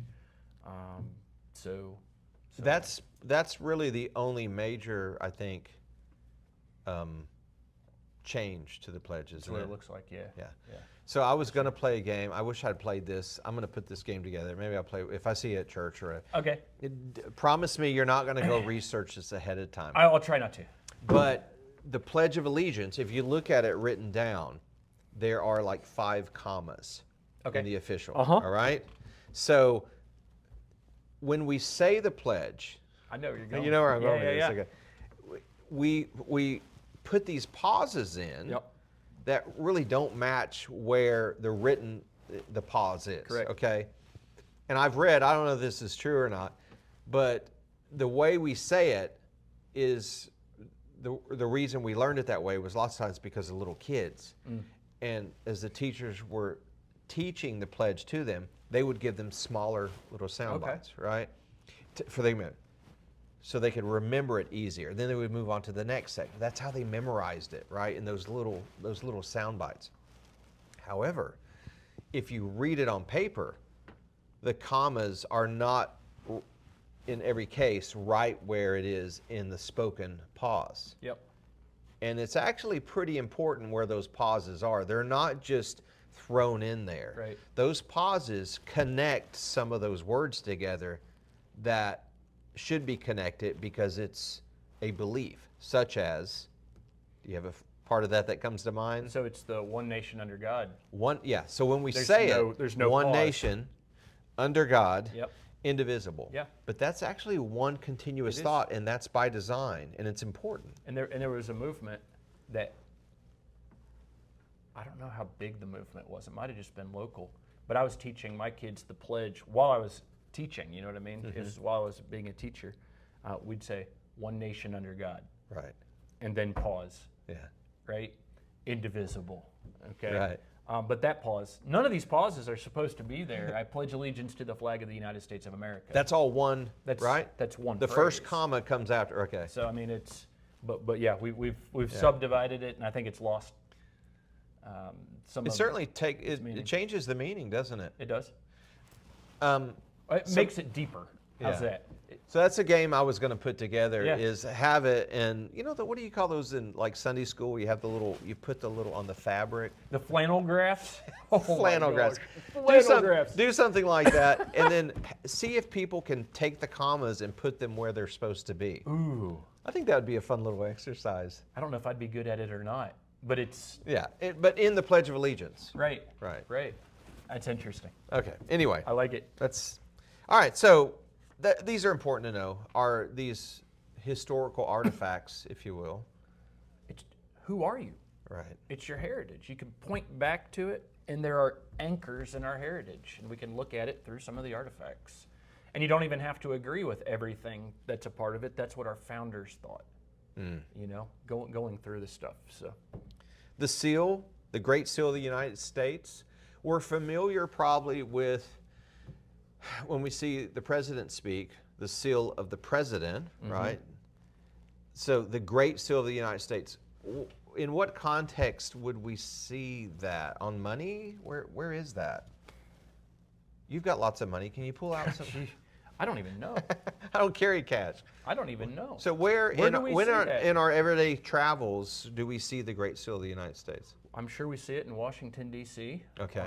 On some monuments on and monuments some federal and buildings, inside maybe? federal buildings, I assume. Could be on currency. Is it on currency? I don't know. I don't know. All right, drop it in the comments So, section. Check it out, right? Yep, Right? that's good. So- Good stuff. So we can really dig in deeper even on some of these For things, sure. right? Yeah. For So sure. that's the purpose of this. So if I was a scout doing this, I would have to find out maybe where do you see that the Great Seal of the United States? Yeah. Sounds like we need to Absolutely. take the merit badge. Yeah. Let's sign up at next year's summer camp. Let's sign all right. up and go on a field All right. trip. All right, 3C, research your family's history. Okay, this gets real personal here. Now, and then find out how various events and situations in American history affected your family, okay? Now, you said your grandfather was a veteran, so that would be a great part Absolutely. of this requirement to include that. If your family immigrated to America, which I guess really all of our families I suppose, immigrated absolutely. to America, with the exception of the Native Americans, Right. right? Tell the reasons why. So this is just really digging into your personal history and your story, and figure out where does your family play a role in American heritage. You know, there are today a lot of online tools that make this very easy. Absolutely. Well, you can get just about any information about census stuff through the United States government Okay. websites, which are free. I like to use Ancestry.com. Ancestry.com is a big for one, some right? stuff. So that's Have a you neat gone site. back? How far? And I've used that as well, and it's amazing that it will come back. And I mean, there's so much information out there. Yeah. It will have pictures of cemeteries where Yeah. and I'm sure now with the growth of artificial intelligence, Right. that They do a lot of work application for you. and other similar applications to that probably really just have grown exponentially in in how they're able to pull that information together. And then it gives you hints. Oh, we found this, and is this, and stuff like that. And it hooks into other people's family trees. Yeah. So if other people have uploaded, I've run into that. Yeah. So I've done that, and a cousin of mine that I haven't seen in years. Right. Oh, they're on there too, and they've been researching their family history. And one of the things you're going to find is you're going to find some interesting stories in your family that can be very mythical, a lot of myth, right? And so my family story is that we came over from England to Maryland as persecuted Catholics, and so when I go into an ancestry, I trace where we are now and then make some guesses even and see if those guesses have any hits, if it's reasonable. Then you get rid of anything that's not, right? Yeah. And I've got a family member that apparently was a brain for Napoleon, a Swiss guy. They called him the Giant. Okay? So you got a this big is old, mythical. You got a 7-foot guy giving Napoleon war advice, right? Yeah. And he's Swiss, which is another whole thing piece, right? And so I have my family, my mom's side of the family immigrated from Switzerland in the late 1800s, and my British family, Maryland probably in the early 1800s, and then you can use your ancestry to say, that story could be accurate, or wow, we've got quite an imagination as a family, right? So, and I imagine some families might stumble on things that they wish they hadn't stumbled upon. And that's correct. I was doing it, and I don't remember all the details, but there was two family members that got in some sort of conflict, and they ended up writing to the local newspaper, and there was this back and forth, and I discovered those newsprint articles. Oh boy! And I'm like, holy smoke! This is like what is the Hatfields and McCoys stuff. So it's very interesting. It's a great exercise to do, whether you use Ancestry.com or some other sort of resource like the U.S. Census.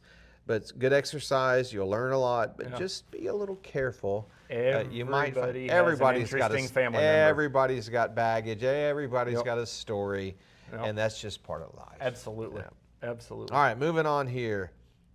We are on 4. This is another one you were picked 2 of them, and some of these I think we can go through pretty quickly. Explain what is meant by the National Register of Historic Places. So, all right, so they have to dive in and figure out what that is. There's a National Register of Historic Places. I was actually researching that this morning, believe it or not. Okay. And for the wall at the football field. Yeah. And so that's okay. So that's on there. It's not on there. It's not on there. So can you submit things? You can. As a citizen, private citizen? So National Historic Monument is much harder to get in. Yeah. Okay. Okay. What is it? You could get those plaques for historic places. I can't remember the exact phrase that's used, and that's more of a local concept. There are local heritage sites all over the place, no matter where you are from. You might find a little placard for a Civil War battle that was fought here. You might find a placard for national park history. Right. Different battles all over the place. So your local is going to be your historic landmarks and historic markers. So, which is actually another thing that would be fantastic for Scouts if you find something that's worthy of being honored, right? Check it out. All right, so very good. All right, so moving on to, what is that, 4B, research an event of historical importance that took place in your area. Okay. So this is going to be different for any scout. Obviously, if it's a scout that's in a troop in Wyoming versus a scout that's in a troop here in East Tennessee, that's going to be specific to your local area. Any place come to mind of a place that if Scout came to you and said, hey, I need to fulfill requirement number 4B, I need a local historical place of importance here? Well, in here, in East Tennessee, I'd say Cades Cove. Yeah. Where you've got an old community that once Smokies. existed in the Smoky Mountains. and you might call it a ghost town today, maybe, and it's designed kind of for tourism as well, but all sorts of old cemeteries. I love studying old Been there a few headstones. times. Yep. Yep. Old. It's kind of locked in time. It is. Yeah. It is. And anytime you can find a place like that, that's worth a day trip. Sure. And Yeah. So if you come to East Tennessee, the Great Smoky Mountain National Park, obviously that is part of it. It's protected. That's part of the national park system. Cades Cove, and it's probably. I would probably, if you're going to do it, you drive through it. You can. There are certain mornings. They used to do Wednesday and Saturday mornings where they just closed it to bicyclists, automotive traffic, and it just opened it up to bicycles. But you could walk it, you could bicycle. But driving through, I'd schedule hour and a half, 2 hours if you want to get out at all the old churches and the cemeteries. A couple hours, you can probably get a pretty good taste of Cades Cove. Absolutely, Okay? absolutely. Pack a picnic. Yep. Pack a picnic and look out for the black bears who also want to picnic. All right, so let's see, and now we're moving on to 4C. Find out when, why, and how your town or neighborhood started, what ethnic, national, or racial groups played a part. So it's interesting, this merit badge really starts at kind of up here, the national level, understanding Declaration of Independence, and it drills down to understanding your community. So I think that's pretty important, hey? Yeah, yeah. Who settled and why? So, interesting on 4C, it talks about how your town or neighborhood started. I was looking recently at Google Earth. Oh, fun. And I was looking at our farm, and I went back. There's a new feature in that where you can look at, I forgot what it's called. It's like some sort of historical imagery. And you can go back, and obviously there were it passes over those satellites and it takes pictures, and you can go back and look at the same plot. If you zoomed in on a particular area, you can click and it goes back by 1 year, 2 years, 3 years, and you can see how it evolved. And obviously some of it's seasonal. Yeah. It might be one that has, when they took the picture it had snow, and another it was in the fall or spring. But I went back and you could see, oh wow, holy smoke, this place has changed a lot. And then it went back, I think, as far back to 1985 was when the first picture of that I could get of that area. That's cool. Right? Now it's interesting because the pictures get more blurry, and the technology has evolved. So the picture that I was looking at, the current one, is pretty clear, but when you go back to 85, it's just really fuzzy. But that's just because the camera technology has evolved with the satellites, I'm sure, over the years. So. Okay, so requirement 4D, take an active part in a program about an event or person in American history. That sounds like a reenactment, right? Yeah. Like a Civil War reenactment? Would that be an act in a program about an event or person? It could be a play. It could. It could be, we've got like here near here at Knoxville Children's Theater, our youngest son was involved in that, and they did plays. You could be maybe in a play like about Helen Keller. I would think that would satisfy that, an event or person in American history. That's a play is a program, right? Or in a reenactment. Yeah. Any other? Yeah. Something. Well, there's so many different things as well. There's actually old reenactment bands, even. So if you are musical, choirs, singing songs of the time period in groups. I think that qualifies. Yeah. It's just there's so much out there that I don't even know about, right? And so yeah. Absolutely. What about, what do you call those bands where it's like, the Beatles, and they dress up like the Beatles, and they there's a band that's what they do. They tour around and they cover dress bands? up. Yeah, they're cover bands. So basically, they're also pretending they're to pretending be to be them. them. Yeah. They're not. So that band is called 1964, because that's when the Beatles, the big invasion of the American. And stuff. And there's other. I mean, obviously, you've got all the Elvis impersonators, right?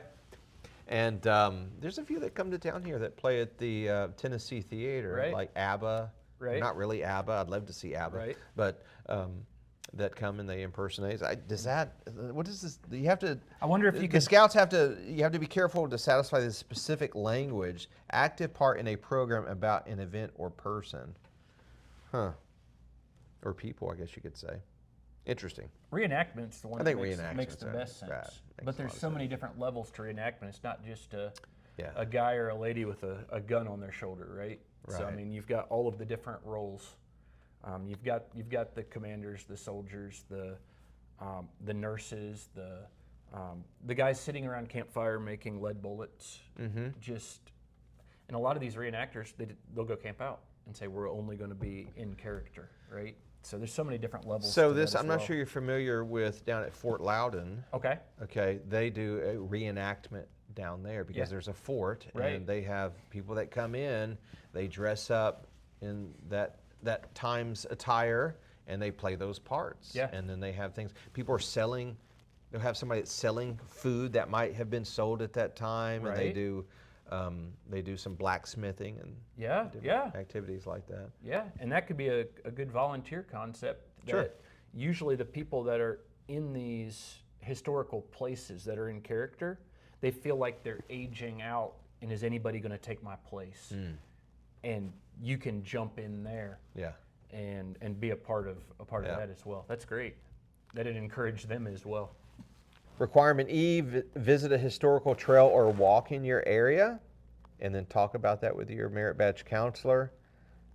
And discuss the importance of this location and explain why you think it might qualify for National Register Hey, listing. look, it all comes together, doesn't it?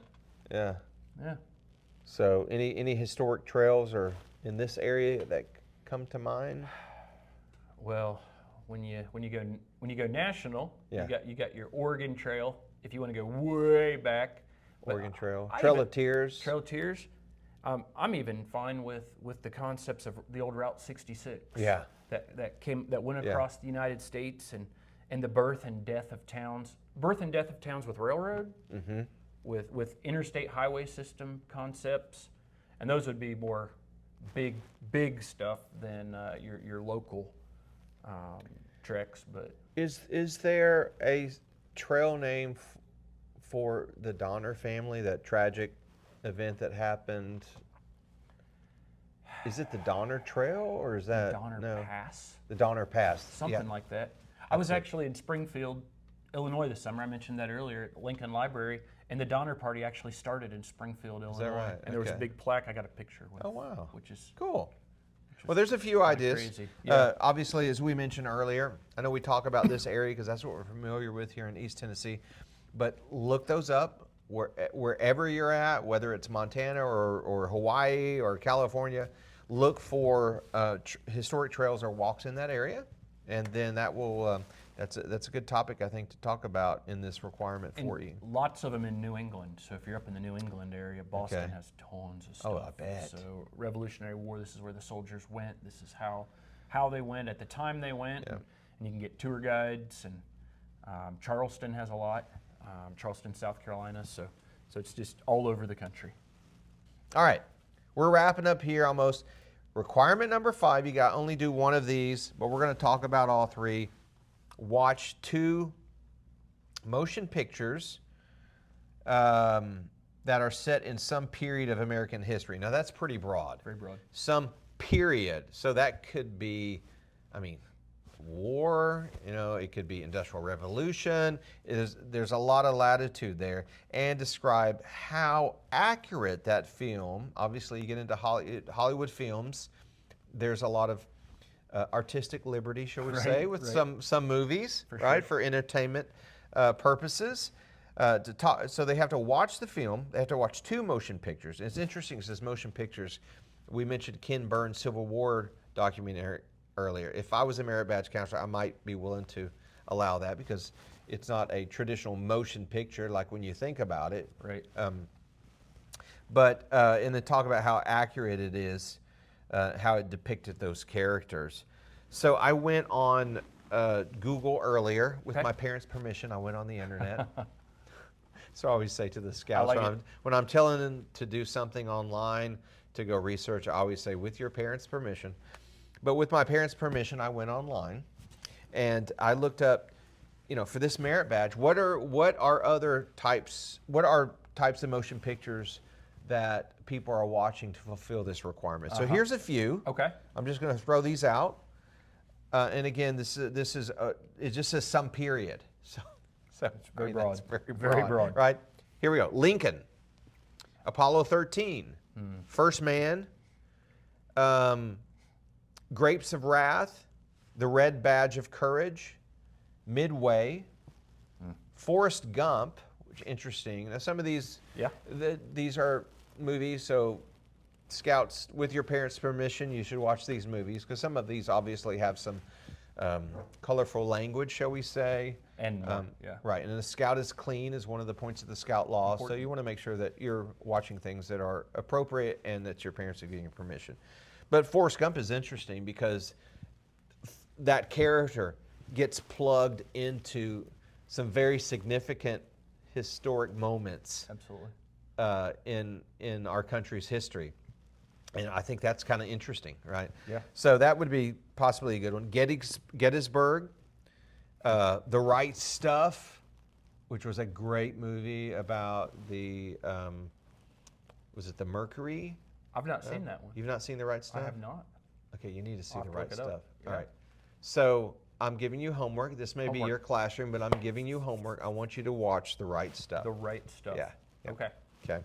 Absolutely. All right, and I think it's about, and I'm going to probably get some comments here, but it's pre-moon landing, and it's about the missions that took place as they were really getting in the position to test the technology to even get into orbit, to leave Earth, to get into orbit, and the stuff that had to happen long before the 1969 landing of the moon, right? Okay, so it's a great movie. October Sky, The Aviator, and I put down a movie. A lot of people haven't heard of this movie, but Jeff Bridges was in it, Tucker, and it's about an automobile called Tucker, and this very charismatic. It's based on a true story. Guy who basically created a new vehicle. It was supposed to be cutting edge at the time, but then, as you can imagine, he faced a lot of challenges with starting a new car company with the Detroit machine and all the powers against competition in the automobile industry. So that's a good movie, very good movie. I think it was Jeff Bridges that was in that movie. Yeah. So there's some more homework. There you go. So those are a few movies that come to mind that I saw online that people were recommending. Hey, this was a good one to take part of that. You got a couple pictures that come to mind? Some period in American history. So there's a book and a movie called, I think it's called, is it Hidden Figures? Talking about the ladies who did all the calculations. Yes, I've for the not moon seen that landing. movie, but Phenomenal. I've been wanting to see that movie. And it goes into heritage as well, talking about minorities, specifically female minorities, being represented in massive missions, and absolutely phenomenal. Yeah. And there's also a couple movies, I can't think, one would you definitely have to get parents' permission, but some of the movies dealing with the Navajo code talkers. And there's one called Code Talkers. There's a movie. Is that the name of it, Code Talkers? Yeah. But so I love looking at the different people through history who we may not have emphasized in our textbooks, right? And so I think those are a couple very, very interesting stories. Yeah. So All and right. all sorts of neat stories, as movies with United States submarines and war games with the Soviets, and I mean there's just so many fascinating. But once again, you've got Hollywood involved.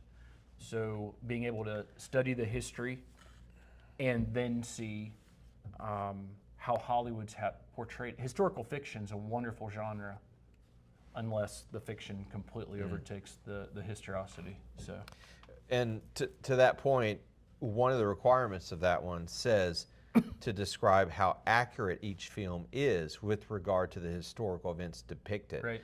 So that means that the scout needs to not only watch the picture, but do some additional research so he can see how accurate the depiction of that story is and that character with reality? Well, I'd start with some of the research. Start with some of the research, then watch the show, and I'll tell you, a lot of this stuff you become interested in, and then follow what's interesting to you, and is it accurate? Right. So it sets you up well to begin with. All right, so similarly to that, moving on to 5B, read a biography of someone who has made a contribution to America's heritage. Woo! You've probably read a few biographies over the years. Oh, yeah. Assume. Oh yeah. Any come to mind that you would recommend to our scouting community? Well, the person that's been on my mind and in my studies lately has been Abraham Lincoln, and but once again with biographies, you take the bias of the author into it, and so Lincoln has tons of biographies about him. I was going to say there's probably a lot. From positive to negative, and it's absolutely fascinating. Is there a particular one or author that you say, hey, this author really took a step back and approached it in a professional, objective way? Well, I've just met with a guy by the name of Jonathan White, who's a professor at one of the colleges in Virginia, and he actually wrote some books, and more than anything, it's just lining up the letters of people to Abraham Lincoln and about Abraham Lincoln and all primary source stuff, so you can learn how different people felt about him from different areas and what he thought about that as well. Matter of fact, Jonathan White actually has a brand new book coming out with 12 letters that had never been seen before from Frederick Douglass to Abraham Lincoln. So I would assume that information, biographical information in these books would go with that. We'd have to check that out with the Boy Scouts. But I don't have a specific one that I could No, that's recommend. okay. So aside from the Lincoln biography, anybody, I mean, if you had to say biographies that you've read in the last 5 or 10 years, or any like that you had a hard time putting that book down? I love anything dealing with leadership. So I've enjoyed the Lincoln stuff. I've enjoyed Robert E. Lee. I've enjoyed anybody who's ever led, going through the difficulties they've had. I like biographies about the Wright brothers and innovation and the competition within patents. I got done reading a biography on Rudolf Diesel, inventor of Diesel the engine? diesel engine. Oh wow, I didn't even know. And the diesel that. engine was never initially designed for diesel fuel. Okay. It was designed for the oils from different Okay. fruits and stuff. And then the competition between diesel and Rockefeller, and we're in submarine warfare coming in, and who can develop the right engine for the submarine. And I mean, I'm just, if you find somebody and something you're interested in, go with that. Don't just look for something that'll be easy. Try to gain an interest in it, and then find a biography dealing with that. And it doesn't even have to be a person. Find something you're interested in, and then find a person attached to good. that. That is good advice. And then run with it. So I mean, it's just fascinating. Because if a scout can find a subject that they're really passionate about, whether it's aviation, you mentioned the Wright brothers, or whether it's automotive, the diesel. I didn't even know. Yeah. I didn't even know that was Rudolph. somebody's last name. Yeah, Rudolph Diesel. Yep. It was named after, and that's why it's called diesel fuel. Yep. Right? Is there a Mr. Kerosene? There should be, if there's not, right? So find something you're passionate about, interested in, and then find somebody that was involved in that in some way. And I think it's a lot, especially for kids who don't necessarily enjoy reading. And you know, we're obviously in a more digital electronics era, shall we say? Yeah. And encouraging kids and building a passion for reading is more challenging, I think, these days. But finding something that you're passionate about, and then finding somebody who was involved in that passion in some way, either as a pioneer or something like that, and then just reading that, I think it'll be harder for that kid to put that book down. Absolutely. Absolutely. 5C. Listen to 5C. Listen to recordings of popular songs from various periods of American history. Very, very broad there. and then share 5 of these songs with your counselor, okay? And so the goal here is to describe how each song reflects the way people felt about the period in which it was popular, okay? Yeah. So I didn't Google this. I just thought, you know, I'm going to think about this myself. Here's a few songs I came up with, right? Here we go. That I thought they were written, the words, you know, the words reflected the time period, okay? You know the first one that came to mind? You know who Edwin Starr is? I don't think so. Okay, I'm going to give you a line from the song. Okay. You're going to guess this song. What is it good for? Is that Respect? No, that's a good guess. That fits. War. What is it good for? War. Oh, Yep. What is it good for, right? I'm not going to Yep. sing it, right? yeah. But Protest songs. yeah, protest songs. Wonderful genre. Protest songs. So you got war. You know, obviously, and this is not commentary on these groups or artists. Right. But during the 60s and early 70s, the Vietnam War. Yep. So there were a lot of protest songs that came out there. Born in the USA is a protest song. Is it? It is. Bruce Springsteen. Yep. We play it during It's played 4th as a of July. patriotic song. It's played as a patriotic song. It is not patriotic in that it's a pro-United States of America song. Okay. He pushes it as a pro-human being song, and we shouldn't be in it. So, but yeah, it's a protest And that's song. not commentary on the artist. Yeah, it's a I protest mean, we song. like Bruce Springsteen, So, all that, but it's we're just stepping back and we're talking about songs that reflect, which is important in understanding the context of something. right, whether we like it So- or we don't like it. And I think that's where I would love to see. I'd like to see us get back to that, where we can talk about things, Absolutely. whether we agree or disagree with. There's that old cliche, agree to disagree. And I Absolutely. think there's a lot of wisdom in that. There is. So we're just talking about artists. Yeah. And I think I had Bruce Springsteen's, I think I had that vinyl. And so you got Bruce Springsteen. I threw down Bob Dylan songs. Scott McKenzie's Are You Going to San Francisco? Louis Armstrong's What a Beautiful World. God Bless the USA by Lee Greenwood. Yep. Very patriotic song. So those are just some songs that came to mind. Any come to mind? And I actually got to teach, and I was given the autonomy to teach a music history class. And I went through music history in the United States through the decades. wow. And it was so much And fun. they paid you to teach They that. paid me to do that. And so since Wow, we are that's cool. since our founding fathers said we're one nation under God, we started with a week in the Psalms, which were of David and meant to be sung. And then we would skip I don't know 2,000 years, and we'd go into Negro spirituals and the hidden meanings within the Negro spiritual songs and the desire for freedom, and then we'd go into, like, I think we'd start with like the 1910s and 20s and 30s, get the Roaring 20s and the Flappers, and you get the big band and the patriotic marches with the J.P. Sousas. Wow, yeah. And then it fits through the decades. And then we end up having fun with, what is it, radio killed, what was it? Video killed the radio star. Yep.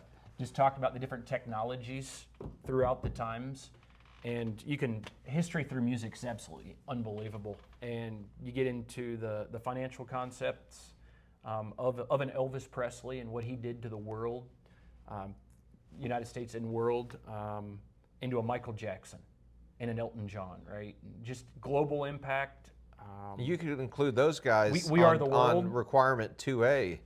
Individuals right. from America. Yeah. Right. Yeah, We Are the World. Yeah. We Are the World. Because, and the whole point here is to describe how that song reflects the way people felt about the period. Absolutely. So, yeah. Yep. Those Disco. I mean, there's just, that was you. You got a leisure suit? You had a one, didn't leisure you? suit. You had one, didn't you? No. That's a bell bottoms. There you go. And I still got a lava lamp. Anyway. Nice. So, okay, so that that one 5C.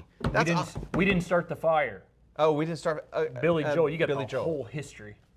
Yeah, that really It's, is. it's incredible. So I mean, and I think there's a small agenda behind it, which is also interested in digging into, and I just unreal, absolutely unreal. That's a good one. So, So whether you choose any of these songs or not to do as part of Requirement 5C with your parents' permission, you can go and listen to them. Some of these songs you may not have ever heard. Some of these songs you may not know the titles, and then once you hear it, you'll be like, "Oh, I know that song!" Right? Right. So I think that would be a good exercise, Scouts, to listen to these. All right, we are on Requirement number 6, the last Woo! one. Here we go.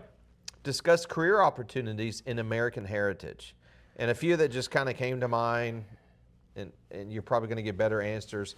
Librarian, history teacher, or any sort of teacher, tour guide. People, these are professions that you need to have an understanding of American heritage. Any others come in mind? So A researcher, maybe. Researcher, absolutely. Curators of museums. Yeah. And people that's below. I'm trying to think of the title. When I was in Springfield, Illinois, we had an acquisitions manager of the whole museum, where people are willing to donate. Matter of fact, there are probably in most of your courthouses, there are places of storage of where people have donated information, family information that's cataloged, and some of it says it cannot be viewed for another 50 years. I mean, whatever the family's place on it, Is right? that right? Wow. And it's fascinating. So you got these people who are, all they do is catalog, right? But this acquisitions gentleman from the museum I was at, under armed guard, let us see a copy of the Gettysburg Address. Whoa. Handwritten. We saw Lincoln's letters that were handwritten, real stuff, not copies. I mean, the real stuff. And I mean, we looked at, I talked to people that all they did was poured through manuscripts all day long. Stuff that I'd be like, I can't do, right? But some of you guys are just so technical. There was an entire document that they recreated. I mean, they took what they already had, and they were using tweezers and gluing little pieces together, and they've been working on it for like 8 years. Wow. And so, I mean, all of these historical documents can be worked with specifically, right?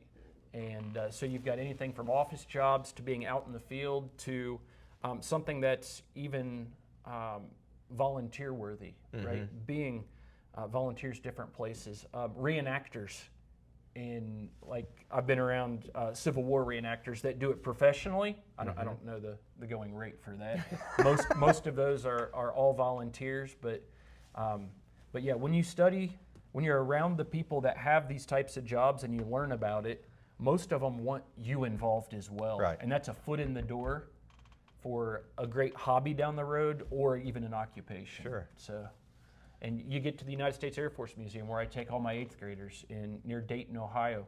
There's people that are reassembling planes that are coming in. They are, like the Memphis Belle was a junker, and they spent like 10 years, 15 years, I don't even know it, with hundreds, they had like tens of thousands of man hours putting it all back together. So I mean, this is all your heritage, it's your history. So there's actually a motion picture called The Memphis Belle. There is, yeah, right. Yeah. Which would probably fit that other concept. It probably would. Yeah. Yeah.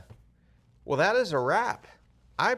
Lee, I appreciate the time you spent with me on this. It's been fun. I enjoyed it. There were really 2 things here that we wanted to accomplish. One was hopefully stirring up some interest for Scouts that might not have thought about taking the American Heritage Merit Badge. And the other thing, and we've kind of done a little bit of this as we went through this, talking about how some of these things are really important. I know you really called out interviewing veterans as one of those things, the importance of reading, not just reading, but understanding the Declaration of Independence.